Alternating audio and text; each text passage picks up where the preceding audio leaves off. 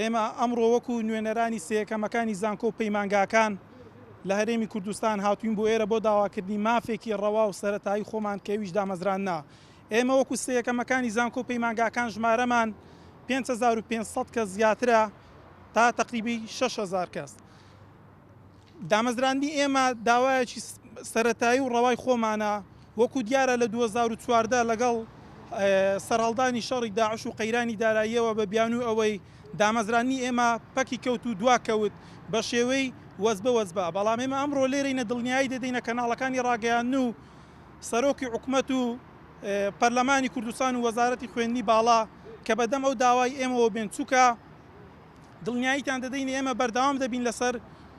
گرتبوونەوە و ناڕەزاتی تا دەگەینە مافی ڕەوای خۆمان وە دەشزانین و بەڵگەی تەواو هەیە لە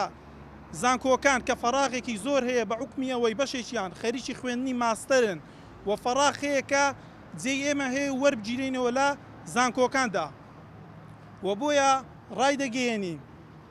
هەرچی زۆر بەدەم داواکاریەکەمانەوە بێن چونکە ئێمە بەردەوام دەبین لەسەر گرتبوونەوە و ناڕەزایی خۆمان تا دەگەینە مافی ڕەوای خۆمان و هەروە یەک پرسیاریش دەکەم لە سەرۆکی حکوومەت و هەموو ئەمانە من دەڵم ئەگەر 2 کەس بۆ ماوەی 3 ساڵ بۆ ماوەی 4 ساڵ قسە نەکەن چی ڕوودەدات بینیان نامێنێ ئەمە وا 4 ساڵ بۆ 5 ساڵ دەبێت دابڕاوین لە زانکۆ ئەو عیلم و ئەو زانست و ئەو زانیاری ئێمە لە ناو زانکۆ خوێنمان ئایا ئێستا چەندمان وە بیر ماوە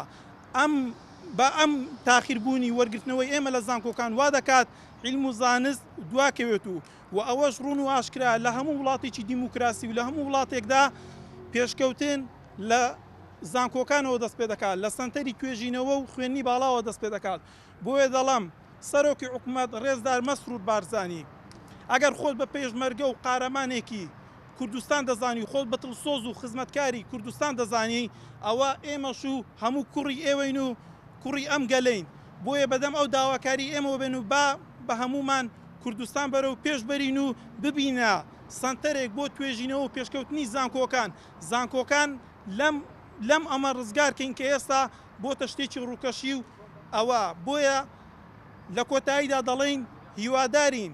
کامەوە بۆ 27مین جارە وەکو نوێنەری سەیەکەمەکانی زانکۆ پەیمانگاکان گرت دەبینەوە بۆ داواکردنی مافی خۆمان بەڵام بەداخەوە خەمساردی حکوومەتی هەرێمی کوردستان تەنها بە چەند ساڵێک وەزبەیەکدا دەمەزرێنێ کامەوە 4 ساڵ بۆ 3 ساڵ و 8مان بووە زیاتریشە دێنە سەر شەقام بۆ داواکردنی مافی ڕەوای خۆمان. بۆیە هیوادارین بەدەنگ داواکەمانەوە بێن کە داوایەکی سەرەتایی و حەقی خۆمانە و هیچ پێویستی بەوەی نییە کە تاخیر بکرێت چونکە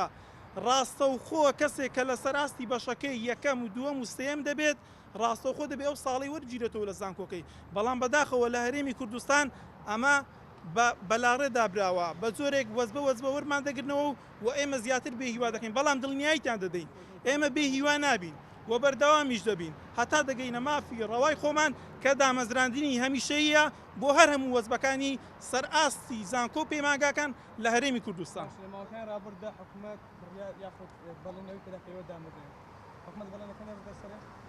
حکوومەت کە بەڵێنمان پێدەدات وە خۆی زێبەجێ نابێت جاری وا بەڵێنی داوە یەک وەزبی وەرگرتوتەوە بەڵام ئێمە ئەمڕۆ لێرەینە بە نوێنەرایەتی زیاتر لە 5500 دەرچووی زانکۆ پەیمانگاکان کە داوای دامەزراندن دەکەین ئی هەمومان نەک تەنها یەک وەزبە و دوو وەزبە چونکە دەزانین فەراغی یاسایی هەیە لە ناو زانکۆکان پێویستێت و زەروریەتێکی گشتگیرە بۆ هەر هەمومان کە وەربگیرێنەوە و دۆخی داراییش دەمەوێت بڵم دۆخی دارایی ئێستا لەو پەڕی باشیدایە و لە کۆنفرانسی ڕۆژنامەوانی خۆشیان باسییان لەوە کردووە دۆخی دارایی ئێستا لەو پەڕی باشیدایە بۆیە داواکارم لێتان بێنە سەرخەت و وەڵامی ئەو داواکاریانە ئێمە بدەنەوە.